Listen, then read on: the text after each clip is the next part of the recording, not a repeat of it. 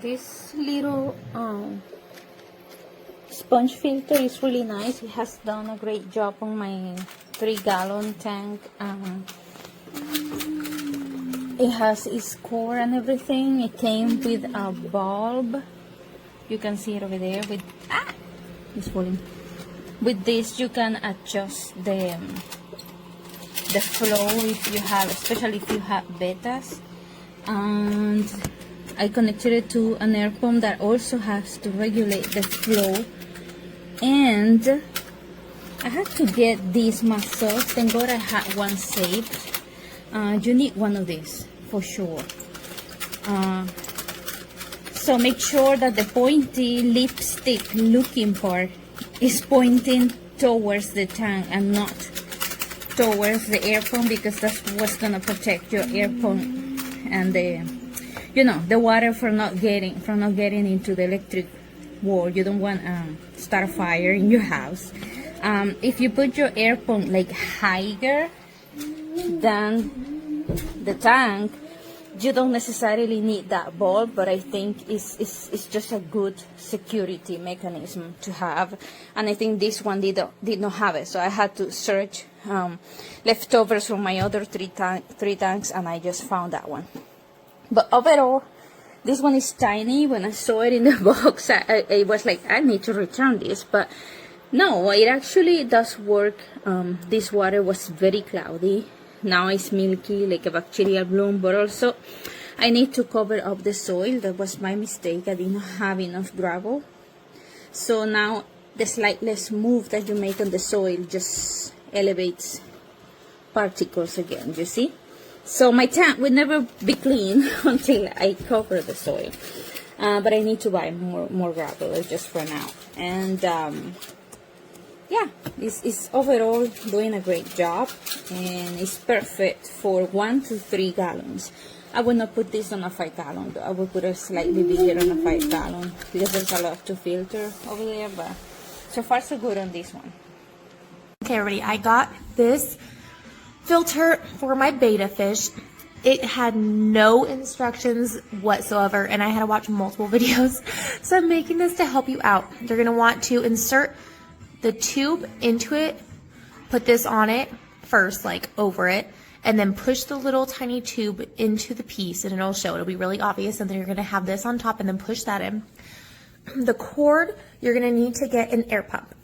I got this air pump, and all of these things come with it. Like, this is the little adapter, and you want to make sure that you see this long flat part.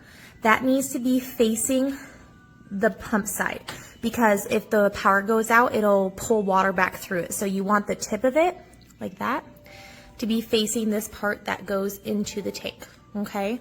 So you're gonna have to cut the cord. You're gonna have to cut the cord here and then attach it to this thing, because this is not attached, it's just one cord. You're gonna want to cut the cord again to attach it to this, and then this, and you're gonna attach it to your pump. This is like a little pump. It's perfect for about a 3 to 5 gallon. This right here is a little nozzle that you can adjust the flow. If you have a betta, which I do, they don't like they don't like strong water flow.